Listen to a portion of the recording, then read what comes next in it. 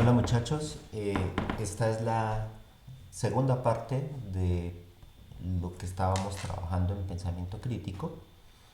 En la última parte habíamos terminado en esta diapositiva en la cual estábamos trabajando sobre las emociones. La persona que quiere desarrollar el pensamiento crítico debe entender que sus emociones pueden ser una fuente eh, para una toma de malas decisiones o de mala percepción si no la sabe gestionar correctamente. En ese sentido habíamos hablado de tener en cuenta varios elementos allí para evitar que las emociones nos secuestraran, ¿sí? Bueno, pero entonces, para que retomemos esta segunda parte, vamos a mirar primero un pequeño resumen que les he preparado aquí. Entonces, nosotros vimos cuál era la definición de lo que era el pensamiento crítico. Esta es una de las mejores definiciones que les había presentado. Y habíamos dicho, y hemos visto que el pensamiento crítico es tener el deseo de buscar. Es decir, que nosotros debemos tener como esas ganas de buscar la verdad y de encontrar qué es lo que realmente hay detrás de las situaciones, ¿sí? Y ese deseo de buscar hace que la información realmente, busquemos esa información que realmente es confiable para tomar una buena decisión ante una situación. La paciencia de dudar está hablando precisamente que no hagamos juicios a priori, que no hagamos esos juicios a priori a partir de la primera información que recibimos, sino que nosotros podamos mirar e indagar un poco más si esa información es correcta, si es válida y cuál es su fuente o si hay otra información que la pueda complementar. La afición de meditar, esto es la idea que se tiene de que nosotros debemos hacer un correcto análisis de la información, encontrar si hay variables que están relacionadas a otras, si hay relaciones de causa-efecto que nos permitan establecer cómo se están produciendo las situaciones. La lentitud para afirmar, una vez que vayamos a sacar una conclusión, nosotros debemos tener en cuenta de haber revisado toda la información, de haber buscado más fuentes, de haber hecho un análisis de la misma para poder sacar finalmente una conclusión, o sea, es decir, no hacer una conclusión rápida. Y todo esto teniendo el orden adecuado de la información y teniendo en cuenta que mis emociones no estén allí también involucradas en esas conclusiones. Entonces muchas veces el ego tiene de las personas o las afiliaciones de las personas tienen que ver en las conclusiones finales. Por eso es que muchas veces se pregunta cuáles son cuando se hacen estudios o investigaciones o los periodistas cuando publican algo, hay veces es bueno mirar quiénes son los que los están financiando para saber si hay algún tipo de, eh, de sesgo que pueda existir allí, ¿sí? Otro elemento que hemos visto era esta parte de los sesgos cognitivos. Los sesgos cognitivos son esos atajos mentales que evolutivamente han sido útiles y nos han permitido tomar decisiones de manera rápida, pero ya sabemos que esos sesgos cognitivos tenemos que tenerlos presentes para que no nos lleven a tomar precisamente una decisión rápida al respecto. Y habíamos hablado también de esta parte de unos hábitos a desarrollar y que esos hábitos tienen que ver mucho con poner mucha atención a cómo nosotros utilizamos nuestros sentidos. Habíamos hablado de que se debía aprender a escuchar y no oír, es decir, entender lo que se está diciendo, observar y no ver, poner atención a los detalles, pensar y no juzgar. Nosotros tenemos casi que por hábito tomar una posición y juzgar apenas recibimos cierta información, crear y no imitar en el sentido de generar nueva información.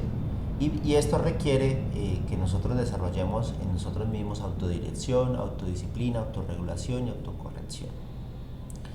Y finalmente habíamos hablado en la última parte, en la última diapositiva, sobre la parte del manejo de emociones, que debemos dejar de ser víctimas, entender que con el conocimiento adecuado y el aprendizaje de los hábitos adecuados es posible saber si nos están manipulando o no y saber manejar esas emociones.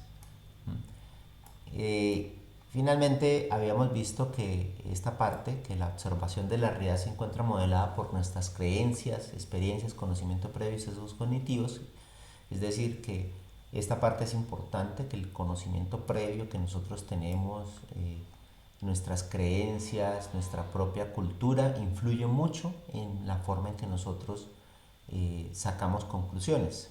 Entonces debemos tener en cuenta que el conocimiento científico y que la información que necesitamos de pronto sacar de una manera objetiva es un consenso social, y ese consenso social se logra mediante la aplicación de un método formal. Es decir, y por eso es que el conocimiento científico se plantea una serie de pasos. El pensamiento crítico precisamente es el precursor de los pasos que uno aplica para ese conocimiento científico. Y al aplicar esos pasos, pues aseguramos que hayan en lo posible menos estos sesgos cognitivos. Y el pensamiento crítico precisamente nos va a ayudar a seguir ese método riguroso, a tratar de dejar por fuera esos juicios y esos preconceptos, nos va a permitir dudar de la información, comprobar experimentalmente la misma y a través de un racionamiento lógico. Ahora vamos a ver algo adicional que tiene que ver con un libro que viene a colación, Los 7 hábitos de la gente altamente efectiva, que me parece que cuadra muy bien con esto que estamos hablando. Bueno, entonces eso me lleva, y esto es adicional, ¿sí? Hay un libro que se llama Los 7 hábitos de la gente altamente efectiva. Ah, lo moví. Dame un segundito que yo moví esto.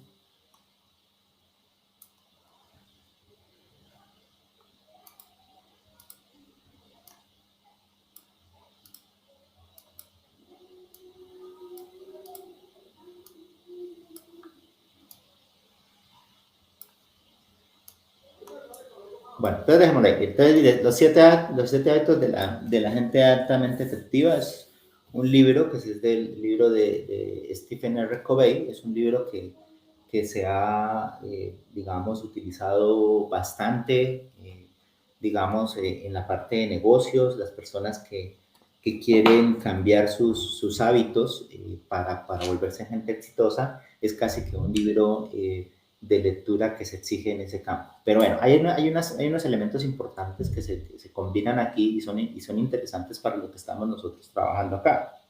¿Sí?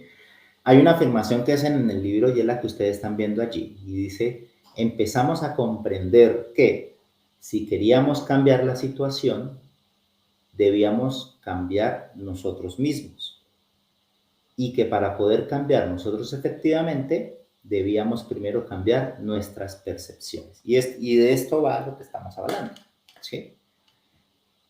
Cambiar, para obtener hábitos efectivos, primero tenemos que cambiar nuestra manera de pensar, nuestra manera de adquirir ese conocimiento y de cómo utilizar ese conocimiento. ¿Sí? Entonces, primero debemos cambiarnos nosotros mismos. Y ese cambio a nosotros mismos es un trabajo eh, de todos los días. Es un trabajo que empieza definiendo primero tus metas. Después vamos a ver un elemento que tiene que ver de cómo definir metas. ¿Sí? Tú defines qué es lo que quieres en la vida y poco a poco vas encontrando tu propósito. ¿Sí? Pero cuando tengas claro qué es lo que quieres, comienzas tú a hacer acciones hacia lo que quieres. ¿Sí? Ahora, hay algo que es muy común. Todos queremos bienestar.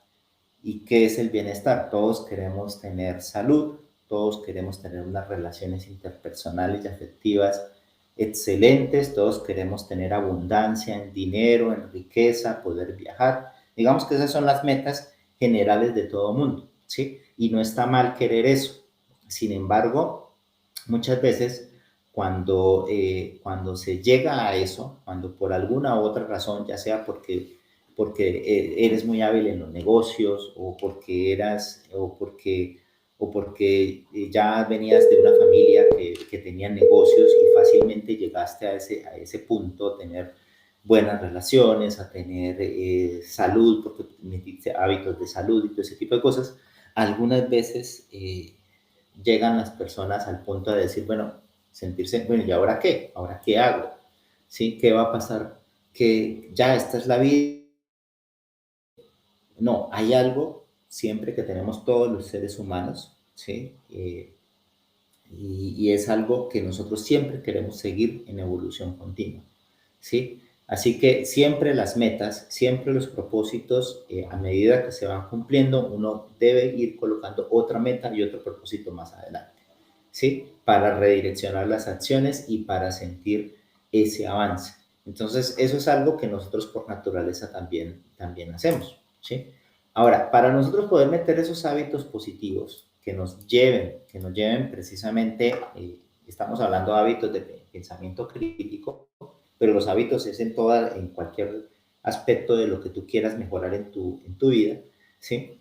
Debe haber, por un lado, un deseo de querer precisamente cambiar. Entonces, yo quiero tener un cuerpo que goce de buena salud, entonces yo deseo hacer eso y quiero realmente hacer eso, ¿sí? El otro elemento está relacionado con que tenga la capacidad, ¿sí? Está relacionado con el cómo, que tenga la capacidad de hacer, de lograr eso. Entonces, ahí tú dices, bueno, yo quiero tener un cuerpo, tener buena salud, ¿sí? Y al lado de eso, tener un cuerpo armonioso. Entonces, ¿qué tengo que hacer? Entonces, ahí viene el cómo, ¿sí? Entonces el cómo, o me inscribo al gimnasio, o me meto en un programa de entrenamiento, o contrato a un entrenador. Hay muchas formas de encontrar eso, ¿sí? Pero entonces uno revisa que uno sí pueda y que sacar el tiempo y pueda uno llegar a implementar ese deseo. Ahora, para poder hacerlo efectivo necesitas conocimiento, ¿sí? Es ese qué y ese por qué estás generando eso, ¿sí? Y cuando tú metes ese qué y qué hacer, ¿sí? El por qué lo haces y qué hacer, ¿sí? Y buscas el conocimiento, entonces es donde puedes generar el hábito, ¿sí? Entonces, voy a cambiar el ejemplo. Yo quiero manejar bien mi tiempo. Hay una técnica que habla de que tú en la mañana tienes que hacer una lista de tareas, ¿sí? De 5 tareas que vas a abordar, las priorizas, ¿sí? Y las planificas en el día. Y al final del día, tú lo que haces es revisar las tareas, mira las que no alcanzaste a hacer y las planificas para el siguiente día. Y entonces tú priorizas diario y también puedes priorizar semanal y mensual. Y eso podría ser una técnica y podría ser un hábito, ¿sí? Entonces, primero tengo que partir por el querer, o sea, si quiero hacerlo, sí, o sea, si quiero organizarme, quiero tener ese hábito para ser productivo, para que mis tareas que yo voy a hacer, entonces la sienta que pasó el día y yo hice algo en ese día, sí, reviso cómo estaba en la mañana, reviso cómo estoy en la tarde y me doy cuenta que hice cosas y eso me va a dar una realimentación positiva de que realicé la tarea, sí, y de que me orienté hacia ese producto. Sí, pero ¿eso qué implica? Eso implica esfuerzo, implica que tú tienes que sacar media hora en la mañana para sentarte a planificar tus tareas. Y significa también que tienes que sacar la hora específica donde dijiste que ibas a hacer la tarea y sentarte a hacer solamente esa tarea. Y implica que en la noche tienes que sacar el tiempo para revisar si hiciste la tarea.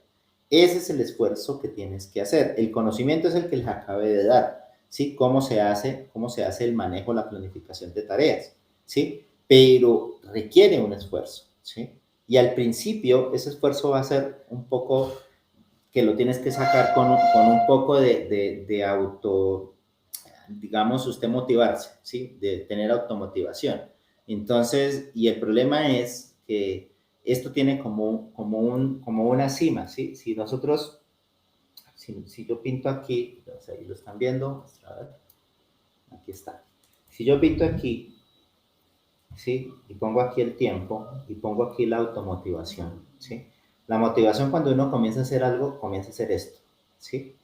Pero llega un punto en el que comienzas a hacer el esfuerzo, en el tiempo vas haciendo el esfuerzo y cada vez vas sintiendo que el esfuerzo va haciendo cada vez, esto es el esfuerzo, ¿sí? El esfuerzo cada vez va siendo más grande. Entonces, muchos lo que hacen es que llega un punto, entonces que llegan y dicen, no, no, esto está muy complicado, y dejan de hacerlo, y hasta ahí llegó, ¿sí? Hasta ahí llegó. Pero uno tiene que tener esa automotivación porque ya va a llegar un punto donde este esfuerzo se va a convertir en algo que ya va a tomar como una especie se va a nivelar y ya vas a saber que es un esfuerzo que vas a integrar en tu día y que ya después de un tiempo, cuando se convierta en hábito, ese esfuerzo va a quedar interiorizado, ¿sí? Y posteriormente ya ni vas a pensar en eso, ya es algo que tú haces cuando te levantas todos los días y lo haces. Entonces es importante tener en cuenta esta parte, ¿sí? En pensamiento crítico estamos hablando de unos hábitos que es buscar la información, cuando tengas información no pensar que esa es la información ya verdadera, dudar de ello, buscar en las fuentes correctas, comenzar a hacer un proceso de análisis, revisar nuevamente las fuentes, conectar las causas y los efectos, posteriormente colocar una hipótesis, mirar si la hipótesis se cumple o no y después hacer un reporte, un informe. Esas son acciones que se hacen cuando nosotros hacemos esa parte del pensamiento crítico, pero eso requiere ese esfuerzo y ese esfuerzo necesita que lo hagas siempre, lo hagas siempre, lo hagas siempre y después de un tiempo te vas a dar cuenta que lo vas a hacer sin que te des cuenta. ¿Sí? Otro elemento importante para esto, y aprovecho para mostrarles este tipo de conocimiento también, que muestra aquí este libro de los 7 hábitos de la gente altamente efectiva, es una gráfica que me parece bastante interesante, ¿sí? Y es una gráfica que de alguna manera lo que está mostrando es cómo nosotros, en nuestra evolución desde que nosotros somos niños, a la medida que nosotros vamos pasando por nuestras diferentes etapas de la vida, ¿sí? Vamos evolucionando. Y entonces aquí lo que hace Stephen Covey, lo que hace es decirnos cómo nosotros evolucionamos. Y él hizo esta gráfica. Y él dice que cuando, por ejemplo, cuando estamos aquí, entonces en este punto, ¿sí? En este punto es cuando nosotros somos completamente dependientes. O sea, nosotros aquí somos niños, ¿sí? Y nosotros dependemos de nuestros padres o nuestros cuidadores para que nos den la comida, para que nos enseñen, para que nos cuiden, porque nosotros no tenemos percepción de que nos podemos caer por unas gradas, que nos podemos hacer daño de alguna manera. Entonces la dependencia es total, ¿sí? Nosotros preguntamos si podemos pararnos, si podemos irnos, si a qué horas nos acostamos, hacemos caso total, ¿sí? Ahora, en la medida que nosotros comenzamos a crecer, ¿sí? En la medida que nosotros comenzamos a ir pasando los años y vamos a ir llegando a la adolescencia, ¿sí? En esa medida nosotros vamos a ir colocando unos hábitos y mirando que nosotros ya no necesitamos, necesariamente estamos ser completamente dependientes de nuestros padres, ya tomamos decisión de cuándo comer, tomamos decisión si queremos salir, empezamos a darnos cuenta que nosotros podemos ir, pero eso lo que nos va subiendo también un poco es la escala de la responsabilidad, o sea, si aquí estamos hablando, aquí nos vamos volviendo más responsables. Y como les había mostrado antes, esto nos tiene que ir volviendo también más conscientes, conscientes de la vida, de nuestras decisiones, de lo que nosotros tomamos. Esto es la escala que va subiendo nosotros en responsabilidad, ¿sí?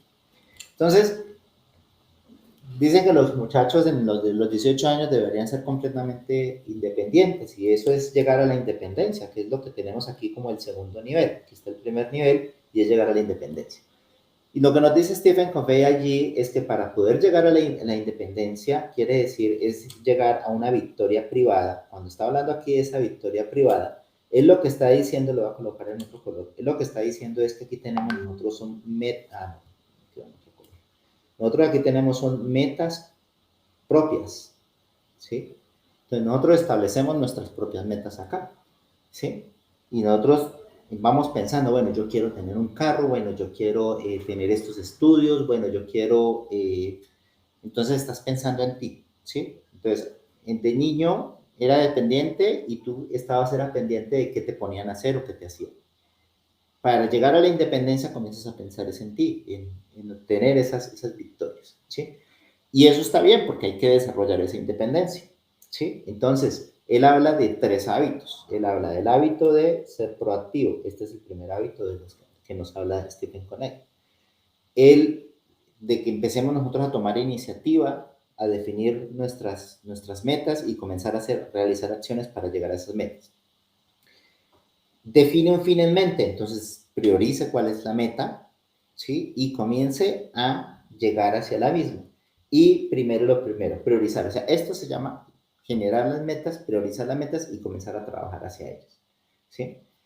Y finalmente, después de que nosotros ya llegamos a esa independencia, logramos esas metas, independencia financiera, cualquiera que sea nuestra meta, que no quiero depender de alguien para tener, que siempre me entre dinero todos los meses, que quiero tener, quiero ser doctor o que quiero tener el conocimiento en medicina o que, bueno, etcétera.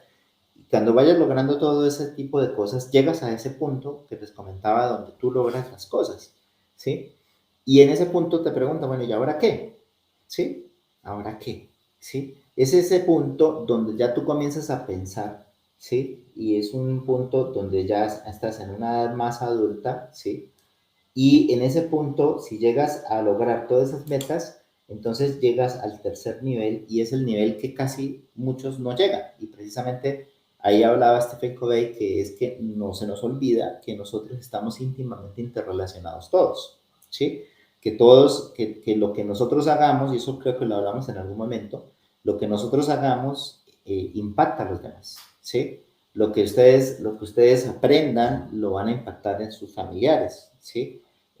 Hablamos también incluso de que lo que pasó en pandemia. Lo que pasó en pandemia nos enseñó a que el bienestar de mi vecino es mi bienestar, ¿sí? Y que si yo me cuido, estoy cuidando a mi vecino, ¿sí? Entonces ahí es donde comenzamos a entender de que somos interdependientes y ya empezamos nosotros a pensar en unas metas que nos lleven hacia una victoria, ¿sí?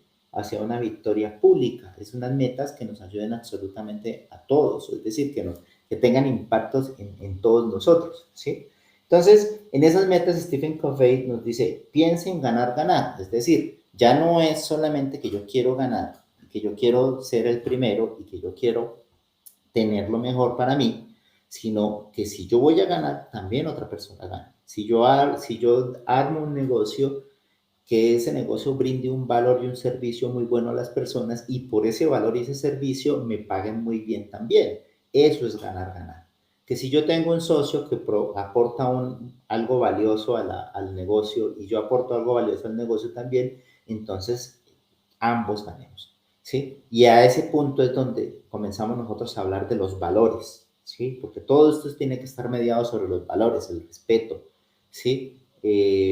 Digamos, la colaboración, el servicio, todos esos valores tienen que seguirse manteniendo allí, ¿sí? El otro elemento que hablaba, el otro hábito que hablaba él, es que procure primero comprender y después ser comprendido. Este quiere decir que empieces a aumentar tu nivel de conciencia, ¿sí? Que es lo que estábamos mostrando acá, ¿sí? Ya no estás pensando solamente en tus necesidades, sino comienzas primero a analizar al otro y a entender qué es lo que quiere el otro. Y después de eso te va a dar la posibilidad de tú poder dar un entendimiento de lo que tú también quieres, ¿sí? Y finalmente, la última que habla allí Stephen Covey, ¿sí? Este de acá, eh, habla de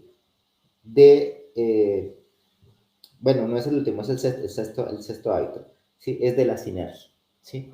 Y el de la sinergia implica partir del conocimiento de que todos estamos conectados, ¿sí?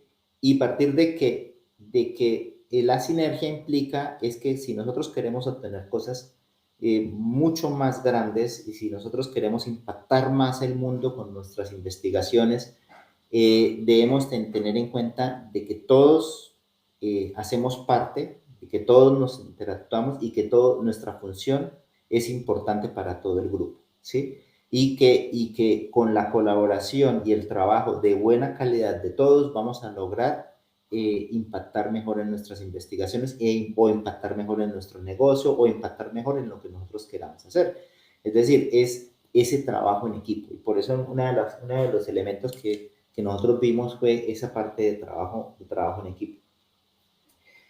Y habla de un séptimo al final, que es este que nosotros tenemos acá, y ese séptimo es afilar la sierra. ¿Qué es lo que le llama él afilar la sierra? Lo que le llama es que nuestro cerebro se concibe como un instrumento de cortar.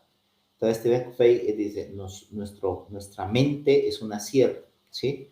Y entre más afilada esté la sierra, más los cortes más finos los puedes hacer, ¿sí? Entonces, afilar la sierra significa que le coloques el conocimiento adecuado a tu mente, que permitas que se llene de conocimientos importantes, que te hagan sentir bien, que te hagan evolucionar y en todas las dimensiones, con el fin de que después ese conocimiento tú lo puedas utilizar para hacer las cosas mejor, ¿sí?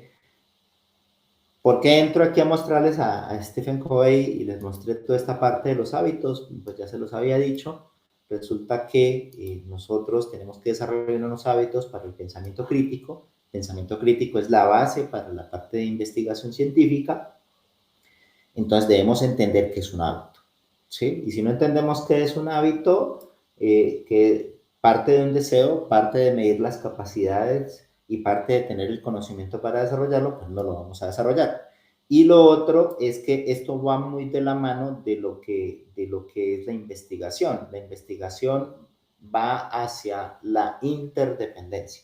Si nosotros hacemos la investigación en independencia, o sea, estamos pensando en hacer solamente la investigación científica, o sea, nuevo conocimiento o producir nuevos productos y servicios, pero solamente para mi usufructo o para yo volver más rico, pues estoy en la parte de la independencia. Pero donde el universo va a ser más abundante, donde vas a obtener mayor impacto, es en la interdependencia. Y en la interdependencia es donde tendríamos que llegar a generar esos hábitos. Obviamente, estos hábitos de entender la sinergia, de pensar en ganar, están encima de de los otros primeros hábitos. O sea, nosotros pasamos por esas etapas y debemos ser conscientes que pasamos por esas etapas. ¿En qué punto me encuentro? Piénsenlo ustedes. Me encuentro en el punto de la independencia, entonces hay que ser proactivo, hay que pensar con un fin en mente y primero lo primero, hay que pensar en metas y cómo llegar a las metas, ¿sí? Lo que están haciendo ustedes aquí, de que están afilando la sierra, ustedes están en ese séptimo hábito, están aprendiendo cosas nuevas que les va a permitir después aplicarlo y cortar con esa mente, cortar bien y poder obtener lo que ustedes quieren, ¿sí? Pero la investigación es algo que nos lleva, es precisamente a estar preocupados por generar conocimiento que mejore el bienestar de las personas. Y no solamente de las personas, que mejore el bienestar de todo, del ecosistema, ¿sí? Porque si nosotros estamos pensando solamente como lo que ha venido pasando en los últimos siglos, donde nosotros hemos tomado los recursos de nuestro planeta y los hemos arrancado, o sea, hoy en día estamos utilizando muchísimos recursos de nuestro planeta para ser felices y no somos felices, ¿sí? Eh, Creamos carros, hacemos joyas, hacemos muchas cosas, celulares de última moda, pero en el fondo eso no nos llega a ser felices y estamos arrancando muchas cosas y no llegamos a eso. Entonces, no es malo disfrutar de esas cosas tampoco, pero hay que pensar si esa es la motivación o si vas a encontrar más alegría generando un producto o servicio que vaya a ayudar a que mueran menos niños, a que mueran menos personas, o ya en lo que nosotros estamos haciendo en Internet de las Cosas, computación inteligente, ¿sí? Que nosotros podamos generar productos que permitan a las personas que no pueden ver, poder moverse o que no pueden caminar, poder desplazarse ni tener independencia. Es decir, eso, hacia allá es donde debe ir esta parte de la investigación, ¿sí? Bueno, fue el resumen y un poquitico de ponerle un poquitico de más cosas a esto. Y antes de seguir con el cómo, porque pues ya les mostré un poco qué es el querer, ya les voy a mostrar cómo es el cómo hago esa parte de pensamiento crítico. No sé si ustedes quieren comentar algo al respecto de lo que les he comentado acá para tener una realimentación y no que de pronto ustedes tienen algo interesante que compartirnos, ¿sí? sería interesante que pudiéramos hacer eso. Entonces les doy el espacio para por si acaso alguno desea hablar.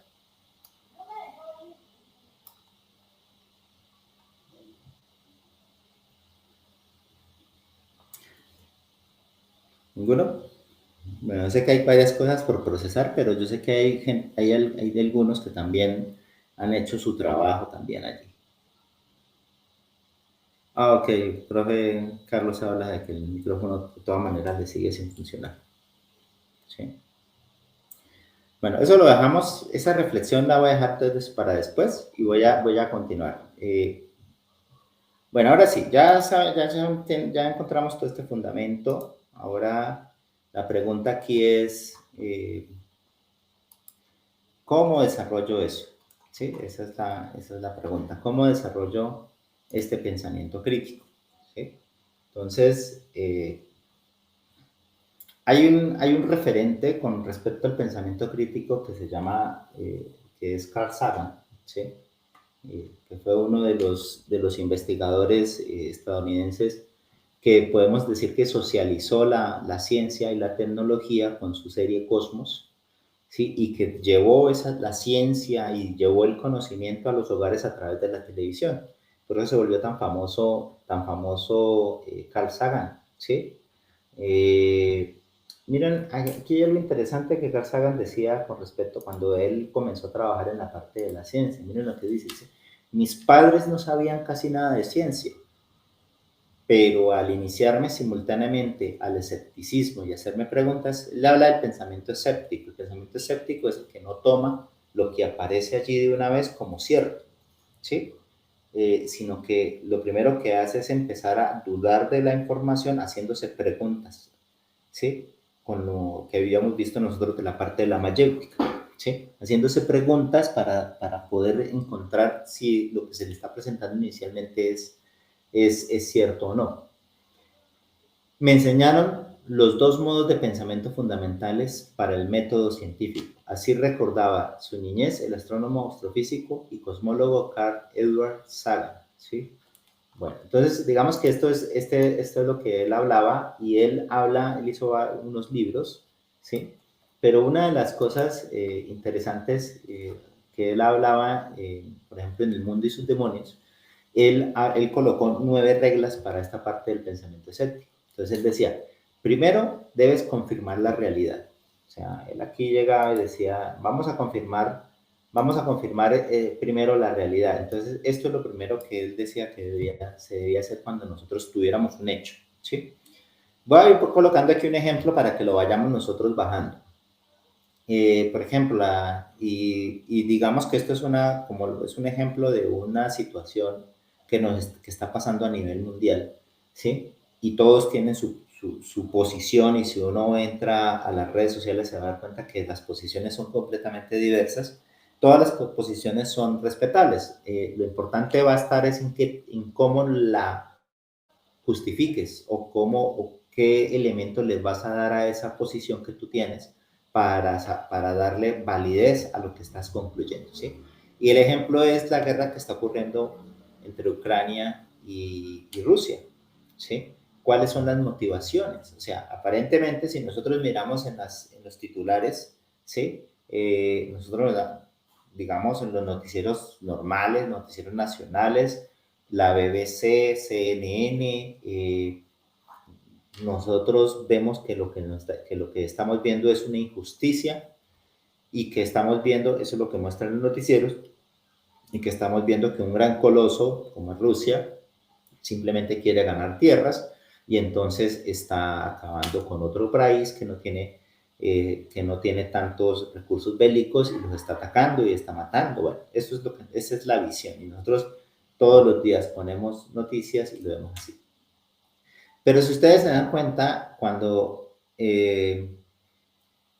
dice Carlos, bueno, no alcanza a leer, pero eso nos lleva a debatir sobre la prueba con todos los puntos de vista posibles. Si yo me quedo solamente con la información del semillero, perdón, si yo me quedo solamente con la información de lo que salió en CNN, ¿sí?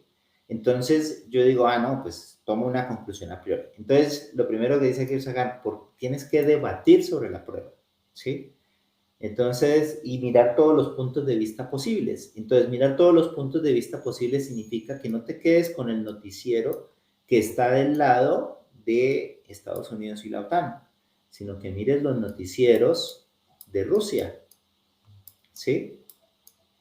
O que miremos los noticieros que son o fuentes informativas de periodistas que son independientes y que no tienen alguna relación económica o política con estos países.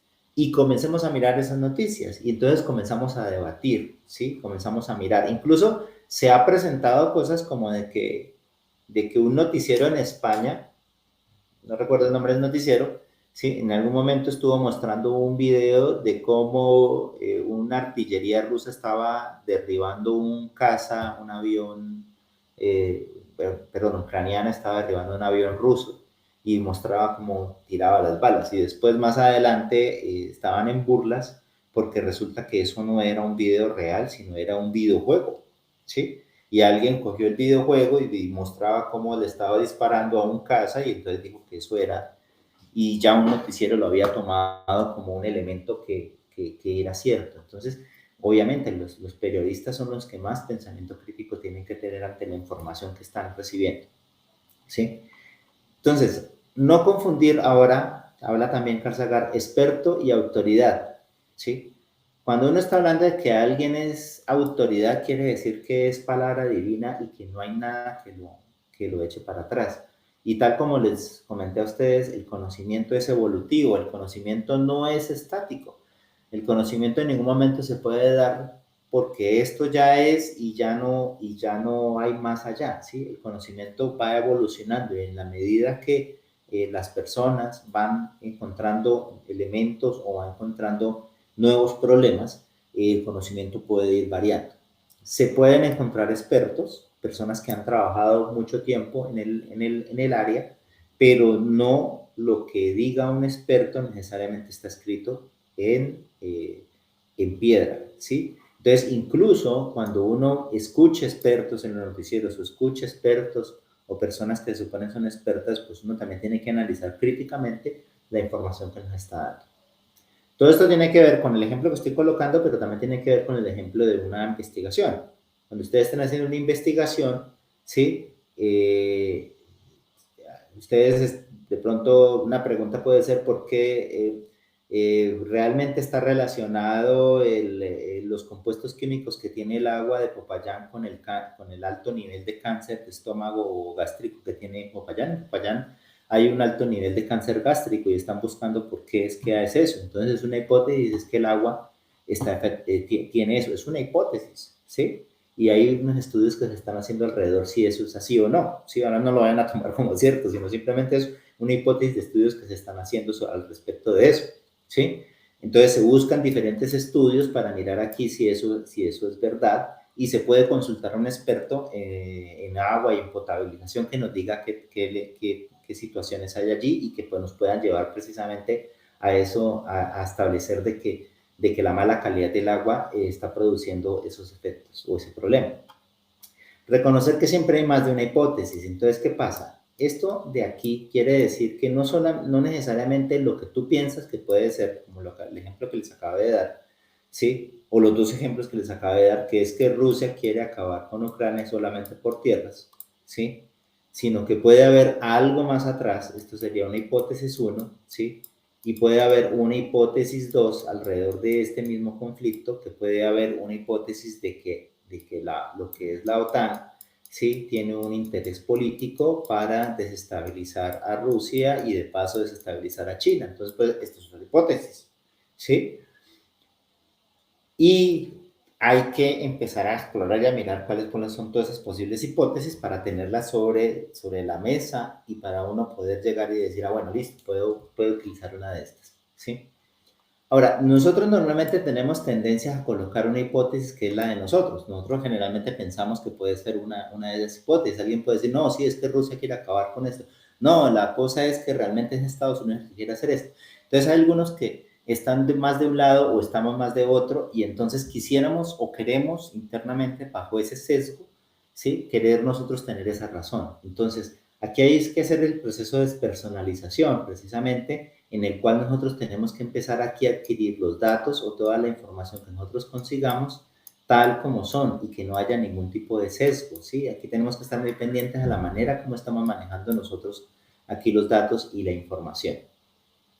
Ahora, una de las cosas que hablaba Carl Sagan es que si yo quiero comprobar una hipótesis, los números o las cantidades o la información numérica va a ser clave para que nosotros podamos tomar algún tipo de decisión, ¿sí? Entonces, en ese sentido, tendríamos que tenemos que tener algunos tipos de elementos matemáticos, estadísticos, algún tipo de herramienta que nos permita a nosotros capturar correctamente esa información, ¿sí? Para apoyar o no apoyar la hipótesis. Ahí es donde vienen los métodos de investigación, ¿sí? Donde entonces nosotros vamos a aplicar métodos experimentales, métodos cualitativos, y allí vamos nosotros a empezar a mirar cómo vamos a probar esa información. Y al final, cuando uno va a publicar algo, uno puede estar diciendo, nos dimos cuenta que sí, que la calidad del agua influye en un 4% en la probabilidad de tener una enfermedad gástrica de cáncer. Entonces, eso podría ser la conclusión al final y como está basado numéricamente, pues no va a dar más elementos para que sea poco refutable eso. En una cadena, y habla de la cadena de argumentación, todos los eslabones deben funcionar. ¿A qué se refiere eso? Que cuando tú vas a hacer la explicación de lo que está sucediendo, ¿sí? Desde la concepción del problema, ¿sí? Debe estar bien argumentado, ¿sí? Debe estar bien formulado y después de hablar de las causas y los efectos. Entonces, donde hablan es que el río pasa por una parte volcánica que recoge cierto material y lo hemos probado porque en este estudio mire la cantidad de material. Ahora, ese material está probado que es cancerígeno según estos estudios. Ahora, el tratamiento que le están haciendo al agua no quita este material. Miremos las pruebas que se están haciendo posteriores y estos estudios de las pruebas que están haciendo posteriores al agua que está consumiendo. Ahora, miramos los exámenes clínicos de las personas y lo miramos durante tanto tiempo y nos dimos cuenta que las personas que toman demasiada agua o que toman bastante agua o que tienen este comportamiento han tenido estas situaciones con respecto a este tipo de enfermedad. Y entonces, estos son los eslabones, el primer eslabón, el segundo, el tercero, el cuarto, y esos eslabones tienen que estar bien argumentados. Donde uno de esos eslabones no quede bien argumentado, no quede bien soportado, la cadena se daña, ¿sí? Porque donde este no esté bien soportado, ya todos los dos eslabones siguientes que están allí no van a funcionar, ¿sí? Y entonces va a tocar volver a devolverse a este y a fundamentarlo correctamente. Otro elemento que nos habla Carl Sagan nos dice es, lo más sencillo suele ser lo más probable, y eso habla de la simplicidad de la solución. Eso es como una ley que ya muchas personas han hablado de la misma, y es que uno tiene que ser, digamos, simple en el sentido no de coger la que más te parezca, la solución que más te parezca de inmediato, sino que dar explicaciones o hipótesis que pueden ser fáciles de entender y que pueden ser digamos, que se entienda fácilmente y que se pueda, explicar fácilmente, ¿sí? Que no sea tan complejo, que no hablemos de muchas variables, de muchas cosas, ¿sí? Entonces, a esto hay que darle un espacio a que es posible de que la solución o que el problema se pueda entender desde ese punto de vista. Ahora, las proposiciones que no pueden comprobarse, las que no se pueden comprobar ni demostrar falsas, no tienen mucho valor científico. Entonces, si encontramos que algo que vamos a meter a nuestra cadena de argumentación, pero este elemento que vamos a meter a nuestra cadena de argumentación no tiene suficientes estudios, no tiene suficientes demostraciones, es mejor no meterlo en la cadena de argumentación, ¿sí? ¿Por qué? Porque va a ser un eslabón débil, ¿sí? Entonces, estos tipos de estudios hay que desecharlos y no meterlos en lo que tú estás desarrollando, ¿sí? Bueno, entonces, lo que hablaba aquí Carl Sagan era que si nosotros tenemos en cuenta estos elementos, ¿sí? Lo que nosotros vamos a generar es conocimiento científico y no pseudociencia, ¿sí?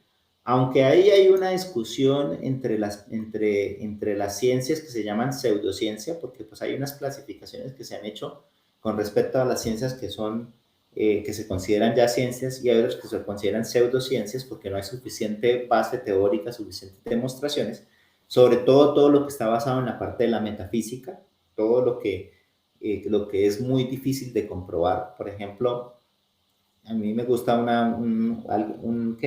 una afirmación de que cuando alguien llega y dice, no, es que si no tiene una demostración científica y no hay datos y no lo puedo medir, no existe, ¿sí? Entonces uno le puede preguntar, ¿tú amas a tu hijo? ¿Tú amas a tu padre? ¿Tú amas a tu madre? Ah, sí, yo los amo. Ah, bueno, entonces ¿cómo mides el amor? Entonces, como no puedes medir el amor, entonces el amor no existe, pero tú lo sientes, tú sabes que hay amor, ¿sí? Pero no lo puedes medir. Ahora, podemos idearnos un método de cómo medir el amor, ¿sí? Podemos hacerlo, ¿sí? Digamos que lo que le critican a eso es que no es sobre datos específicos, sobre patrones específicos que tú puedas medir, ¿sí? Ahorita ya la ciencia entró a medir electromagnetismos y a medir corrientes y ahora están relacionando esos electromagnetismos y esas corrientes con los sentimientos que generan las personas y eso ha generado un poco de más medición y esa pseudociencia se ha comenzado a volver un poquitico más científico. Sin embargo, hay elementos allí que que no se pueden todavía probar y por eso se les llama pseudociencia. Entonces, a la luz de lo que es la metodología de la investigación, el conocimiento científico, aún el conocimiento que se hace con este método es el que se considera relevante en los círculos de los expertos científicos. Sin embargo, y digamos es una apreciación personal, yo no puedo dejar de lado que existe otro conocimiento, el conocimiento espiritual, el conocimiento emocional, ¿sí? El conocimiento metafísico que también es importante para nuestras vidas y que también pueden generar un conocimiento para nosotros estar bien y generar buenos productos y servicios para todos. ¿Sí? Bueno, entonces, para poder llegar a estas cosas hay unas habilidades. Hay unas habilidades y esas habilidades se tienen que volver hábitos, que es por lo cual yo les mostré allí la información de la parte de los hábitos, ¿sí?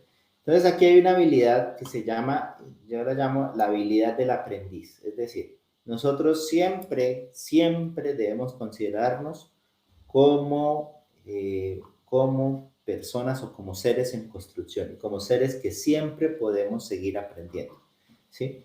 Por más estudios de maestría, doctorado, postdoctorado, doctorado que tú tengas, no vas a decir que tú ya lo sabes todo, ¿sí?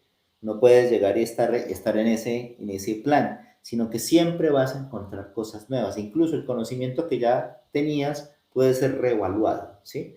Entonces, para nosotros siempre estar en conocimiento constante, tenemos que desarrollar como esa actitud de siempre estar pendientes a qué podemos aprender, ¿sí? Y por eso hay que desarrollar esa observación, lo que estábamos hablando al principio, estábamos hablando de escuchar con atención, observar, analizar atentamente, y eso nos va a llevar precisamente a esa aptitud de aprender, ¿sí?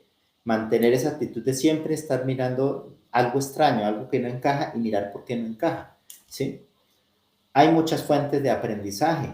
La lectura es la mayor fuente de aprendizaje, ¿sí? Hoy en día se facilita mucho más la lectura, ¿sí? Como son los videos. Hoy en día ustedes pueden entrar a YouTube y ustedes pueden ver que en YouTube encuentran audiolibros o encuentran resúmenes de libros. Pero no hay como leer el libro, porque tú te hagas una idea de la fuente principal y de las propias palabras del autor. Asistir a seminarios y talleres. Hay talleres, hay seminarios, hay podcasts, hay diferentes personas que han utilizado las tecnologías, estas nuevas tecnologías y nos han puesto todo ese conocimiento a disposición.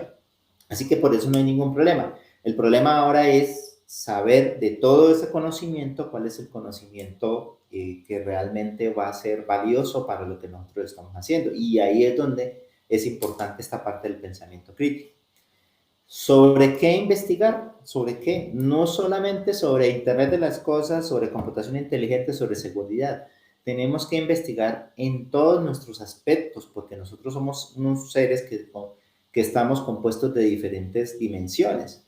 Tenemos nuestra dimensión mental, nuestra dimensión de salud, la parte emocional, la parte espiritual, la parte económica y la parte profesional, entre otras posibles dimensiones, pero para mí estas las más importantes. Si tú desarrollas solamente una dimensión o te capacitas solamente en una dimensión, pues bien por ti, porque lograste mucha salud, pero si en la parte emocional no tienes conocimiento, pues ahí te va a afectar la salud, porque si emocionalmente vas a estar mal, pues por más ejercicio y por más bien que comas, no vas a tener buena salud. ¿Sí? Lo mismo en la parte económica y la parte espiritual. Si puedes desarrollar bien tu salud, la parte emocional, la parte espiritual, pero si la parte económica no la desarrollas, pues entonces eso te va a jalar. Entonces hay que tener un equilibrio entre todas esas dimensiones y hay que aprender sobre todo eso. ¿Sí? Por eso estoy preocupado en darles a ustedes estos elementos. O sea, porque yo podría ya hace varias semanas, desde que empezamos estos cursos, yo haber empezado de una vez, bueno, ¿qué es la idea de investigación? ¿Cómo formulamos el problema? Y comenzar a hablar del método científico. Y eso ustedes lo pueden encontrar en un libro, ¿sí? Y lo pueden encontrar muchísimo mejor en un libro o pueden encontrar en videos, ¿sí? Pero esta parte que me parece fundamental, ¿sí? De desarrollarnos primero o de tener al menos las bases como personas para poder ser unos excelentes después investigadores es algo importante. Entender el ciclo del que ya habíamos hablado, recuerdan el ciclo de interacción. Yo ya les había dicho que todo comienza en el pensamiento, emoción, acción, resultado, evaluación y realimentación. Pero ser conscientes de que nosotros hacemos siempre eso. Y ese es el foco del aprendiz. ¿Sí? Siempre debemos desarrollar este foco del aprendizaje. ¿Cuál es el otro? La observación. ¿Sí? La observación, como lo mostrábamos antes atrás, no es solamente que tú viste algo y te quedaste con la impresión. Recuerden que cuando les mostré unas fotografías allí, ustedes veían algunos, una primera fotografía veían una viejita, otros veían una mujer, otros veían las dos, ¿sí? Y la observación es uno de los principales elementos para capturar información de la realidad, pero la observación puede ser engañada por nuestros preconceptos. ¿Sí? Digamos, el ver, ¿sí? Y la observación consiste precisamente en desarrollar esa habilidad para mirar más allá de lo evidente, lo que me está presentando, entonces comenzar a hacerme preguntas alrededor de que sí, de qué tan objetiva es esa información que estoy mirando. En lo posible, tenemos que buscar diferentes puntos de vista, ¿sí?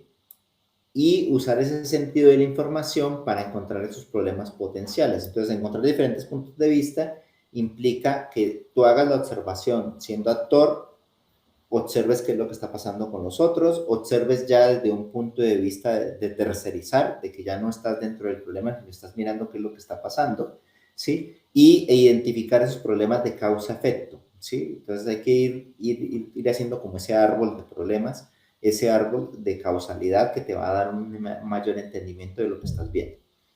Estar atento a los detalles, cosas que no se ajusten, cosas que se salgan de lo normal, cosas que no encajan. Entonces hay que mirar esos detalles, por qué suceden esas cosas, ¿sí? Y hacer preguntas simples, ¿sí? ¿Por qué?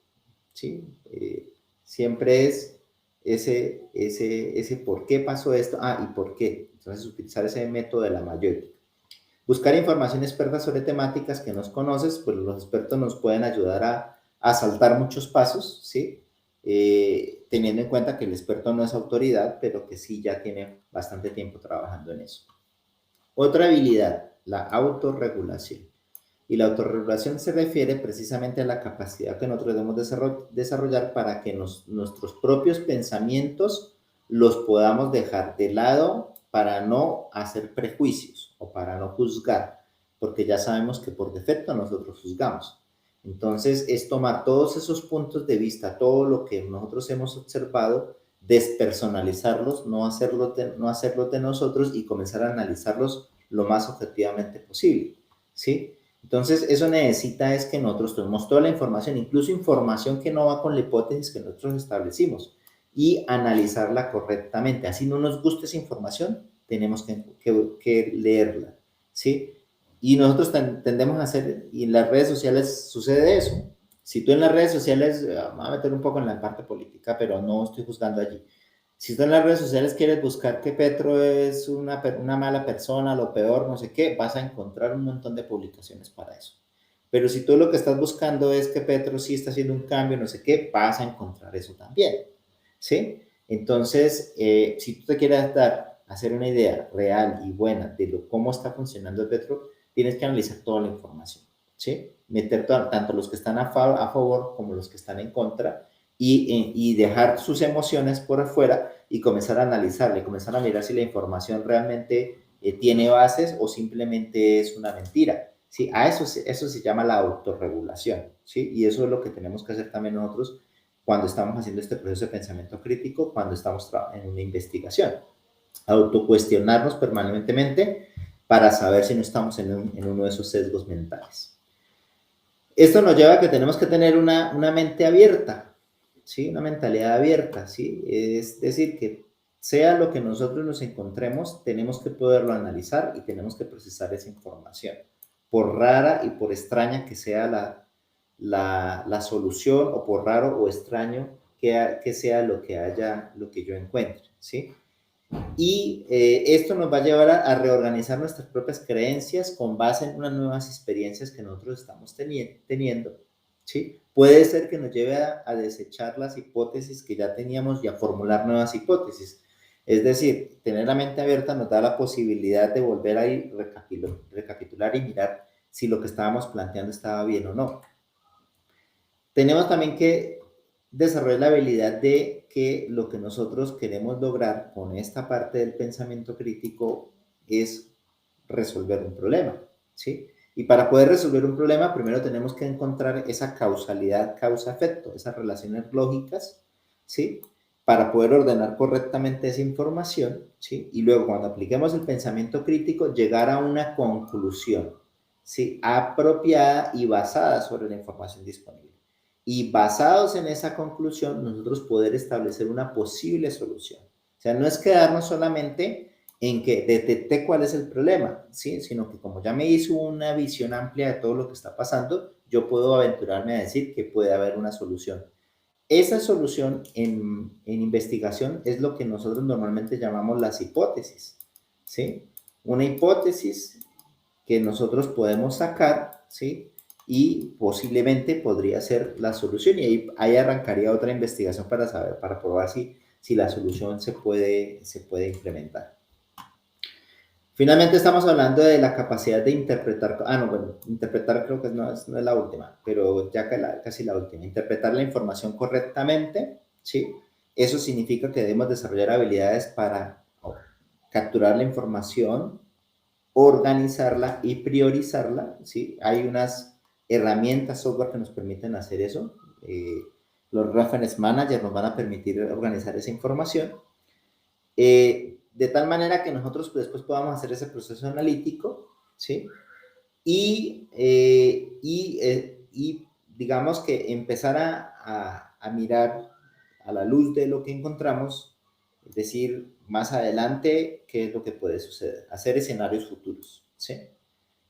Pero ese escenario futuro basado en evidencia, ¿sí? Entonces, por ejemplo, hiciste un estudio del impacto que tiene el CO2 en el cambio climático, ¿sí? Entonces, tú recogiste información de todas partes, de todo lo que está afectando el cambio climático, y entonces haces una simulación, y la simulación a futuro te saca que en 20 años va a subir la temperatura de la Tierra 2 grados, ¿sí? Y al subir en 2 grados va a haber un deshielo, y entonces el deshielo va a hacer que el mar suba entre 3 y 4 metros, y entonces los primeros países que se van a inundar, tú puedes armar todo eso, ¿sí? Pero todo ese escenario que tú armas tiene que ser en los datos y tiene que ser en un proceso que hiciste correctamente para que esa información que tú estás brindando después pueda servir realmente para encontrar soluciones, ¿sí? Hay que analizar esa información, si hay diferentes formas de analizar esa información, ¿sí? Generar ese proceso de análisis, recopilar, analizar datos, utilizar el pensamiento escéptico y lógico, que decía Sagan cómo debíamos manejarlo, apoyarse también en el análisis de expertos y prestar atención a los propios modelos, procesos mentales que nosotros generamos para ver si estamos haciendo un correcto análisis. Finalmente, es esta capacidad de evaluar, ¿sí? Normalmente, digamos que los procesos complejos, que normalmente son problemas donde hay muchas variables, realmente no hay respuestas tan evidentes, entonces hay que evaluar muy bien todo lo que nosotros estamos proponiendo, ¿sí? Y lo importante es que nosotros no entremos a hacer prejuicios, sino que basemos en datos los juicios que al final se extraigan, que las conclusiones realmente sean basadas en datos, sean basadas en todo ese proceso. Ahora sí, finalmente es saber comunicar la información. O sea, ya se dieron cuenta que todo esto es un trabajo bastante dispendioso, ¿sí? Y si tú llegas y haces, y muchos hemos cometido ese problema, eso, y yo me meto dentro de los que cometí al principio cuando estaba aprendiendo sobre esto, hice toda la investigación, todo el proceso, coloqué la posible solución, desarrollé simulaciones, aplicaciones, pero me quedé de pronto en la publicación. Entonces, si me quedo en la publicación y no lo someto a otros expertos, no se va a convertir en conocimiento social y después posiblemente otro que estaba trabajando en lo mismo sí lo va a presentar y tú vas a perder la oportunidad de hablar de la idea o de la investigación que tú has hecho, ¿sí? Y hay que saberlo comunicar, hay que saber cuál es la audiencia, cuál es el medio, si va a ser una conferencia, si va a ser un artículo científico. Hay unas técnicas que nos van a permitir hacer eso y para eso también hay que desarrollar esas capacidades comunicativas, saber escribir, la ortografía, la gramática, el inglés, ¿sí? Porque pues eso se está convirtiendo en un elemento clave para la comunicación científica. Estos elementos los reuní en unos pasos, ¿sí? Que es identificar el problema, investigar las diferentes fuentes, determinar la relevancia de los datos, hacernos las preguntas, encontrar la mejor solución, analizar la solución y presentar la solución. Estos son los pasos. Entonces, uno hace esa identificación del problema y aquí están las habilidades que hablamos anteriormente. Entonces, para identificar los problemas debemos tener la habilidad del aprendiz y la habilidad de observar. Así vamos a identificar el problema, ¿sí? También tenemos que autorregularnos en el sentido de que lo que vemos, las emociones que nos genere, sacarlas, dejarlas aparte para poder ver todo el contexto y todo lo que podamos observar de esa realidad, ¿sí? El segundo paso, que habla de investigar de diversas fuentes, nos lleva al elemento de que nosotros tenemos que saber interpretar correctamente la información y tener una mente abierta. Entonces aquí estamos viendo que esas habilidades se están aplicando en ese segundo paso. En el tercer paso, que es determinar la relevancia de los datos, entonces ya tomamos toda la información y tenemos que ordenarla, filtrarla y clasificarla correctamente de tal manera que después podamos tener un documento que sintetice tanto el problema como las posibles soluciones y determine si lo que nosotros estamos pensando es la hipótesis puede ser cierta o no, ¿sí? El cuarto paso habla es de conectar. Entonces, yo lo tomo aquí como preguntas. Es decir, entonces, con todo este conocimiento que nosotros tenemos aquí, yo puedo empezar a hacer relaciones de causalidad, de causa-efecto. Y puedo hacer unos gráficos o puedo hacer unos modelos que me permitan establecer eso. Después de encontrar la mejor solución, dentro de todas las posibles soluciones, ¿cuál podría ser la mejor solución al problema? Entonces, organizar correctamente esa posible solución, ¿sí? Y si vamos a realizar una investigación, pues empezar a hacer la investigación, una prueba de concepto, hacer una evaluación experimental, hacer un caso de estudio, hacer cualquier elemento de esos que nos permita establecer si podría ser la mejor solución. ¿Sí? Entonces, con esa información que nosotros recopilemos, con esa experimentación o ese trabajo de revisar esa solución, ya podemos nosotros analizar, aquí viene la parte numérica, la parte estadística, ¿sí? Y finalmente viene la parte de comunicar o presentar la solución. Entonces, es eso lo que está allí. Con respecto a eso, aquí ya lo que estoy mostrando es una serie de preguntas que van a orientar un poquitico mejor, ¿sí? qué está sucediendo, en identificar el problema, por qué está sucediendo, ¿sí? ¿Qué suposiciones estoy haciendo? Entonces son preguntas que nos debemos hacer en ese punto. Esta parte de identificar las fuentes, los datos, las estadísticas, asegurarse de recopilar toda la información, ¿sí? Esta parte, ¿qué tan confiable es la información? Son preguntas orientadoras que nosotros nos hacemos en ese punto. ¿Cuán importante es esta información? Si la información está actualizada o no, ¿sí? Esto de hacernos preguntas es mirar si estoy haciendo algún tipo de suposición, si hay otras variables que he dejado por fuera o no, evaluar la información desde todas las perspectivas o no, hay algún punto de vista que no he considerado. Esta parte de encontrar la mejor solución habla de tener en cuenta que puede haber más soluciones y que puede requerir la colaboración de otras personas. Entonces hay que mirar allí si podemos colocar otras personas que nos colaboren para esa solución. Al momento de implementar la solución, evaluar si es efectiva o no, si se ha podido resolver total o parcialmente, las lecciones positivas o negativas, y sí, que sale a partir de eso. Y cómo vamos a presentar la solución, ¿sí? Entonces, en ese cómo vamos a presentar la solución, sí es importante que nosotros nos capacitemos si va a ser una conferencia, un evento un artículo. Bueno, finalmente tenemos aquí diferentes ejemplos y ejercicios del pensamiento crítico. Esto es para que ustedes les quede allí un trabajito al respecto, ¿sí? Por ejemplo, hubo algún momento donde había gente que sí se vacunaba y otra que no se vacunaba porque había muchísima información dando vueltas allí de que las vacunas eran para control, que estaba dañando a la gente, bueno, todo ese tipo de cosas. ¿Sí? ¿Cuál fue el proceso de pensamiento que ustedes generaron al respecto de eso? Ustedes se vacunaron y por qué se vacunaron. No se vacunaron y por qué no se vacunaron. ¿Hicieron un proceso de pensamiento crítico o simplemente vieron que todo el mundo se vacunó y usted se vacunó? O usted decidió no vacunarse por temor o decidió no vacunarse precisamente porque hizo un proceso de indagación que lo llevó a tomar una decisión. Eso es importante, esta parte es de la vida real, no es tanto de la parte científica, pero es algo en lo que podemos aplicarle la parte de pensamiento crítico. ¿Qué es lo que está pasando en la guerra entre Rusia y Ucrania? Sí, esto también es un proceso que podemos hacer y hay mucha información que nosotros podemos tomar y hacer ese proceso. ¿Sí? Ustedes pueden tomar cualquier situación de la vida real de ustedes o de lo que esté sucediendo y pueden hacer un proceso de pensamiento crítico. Así que yo los invito, estas diapositivas después se las comparto allí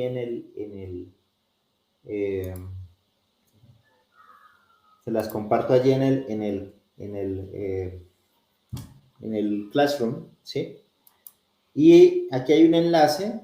Este enlace que estoy dando aquí es un ejemplo que hice donde apliqué esta metodología de pensamiento crítico precisamente sobre la parte de la crisis y de la guerra que hay entre Rusia y Ucrania. Y miren que aquí, pues ustedes van a poder mirar todo el proceso de pensamiento que se hizo, ¿sí? ¿Cuál es la suposición ante eso? Realice el proceso de evaluación crítica. Entonces aquí coloco los posibles juicios, aquí analicé noticias de Caracol, de vecinos del país, del tiempo y de otras fuentes, ¿sí? Entonces, estos elementos eran los que tenía que tener en cuenta, mantener el escepticismo, aplicar la fuente, ¿sí? Hacer la pausa y los diferentes consejos, ¿sí? Dónde identificar si la noticia era falsa o no era falsa, ¿sí? Y luego vendría unas conclusiones y unas acciones, ¿sí? Bueno, esto es como, realmente este era como el taller que había colocado en un curso de maestría, ¿sí? Y esta es la solución de ese taller, ¿sí? Esto que se va a ver aquí es la solución que yo planteé para ese análisis. Y ahí ustedes se van a dar cuenta de cuál es mi posición. Y aquí coloqué todas las diferentes posiciones de lo que yo pensaba al respecto, ¿sí? Luego hice el proceso de evaluación crítica y busqué en cada una, y aquí están los videos, y los videos y cuándo se buscó el video, y la información de qué fue lo que se hizo allí, ¿sí? De cuáles son las conclusiones, aquí está todo ese proceso, ¿sí? De otras fuentes, como la de esta periodista, ¿sí? Y otros elementos, ¿sí? Entonces, este es todo el proceso que se hizo. ¿Sí? fue más o menos como unos 2 días de, aquí está lo del video que les dije que era falso, ¿sí? Las hipótesis que se plantearon, ¿sí? Cuáles fueron los intereses que detecté, ¿sí? Y al final saqué unas conclusiones, ¿sí? Que son mis conclusiones al final de haber hecho todo este proceso de pensamiento crítico, ¿sí? Entonces, es prácticamente una investigación lo que uno hace cuando uno hace un proceso de pensamiento crítico, ¿sí? Bueno, entonces, esa es la sesión. Yo no voy a pasar a esta última parte, que es el pensamiento sistémico, que es otro pensamiento importante que debemos tener en cuenta al momento también de trabajar en investigación.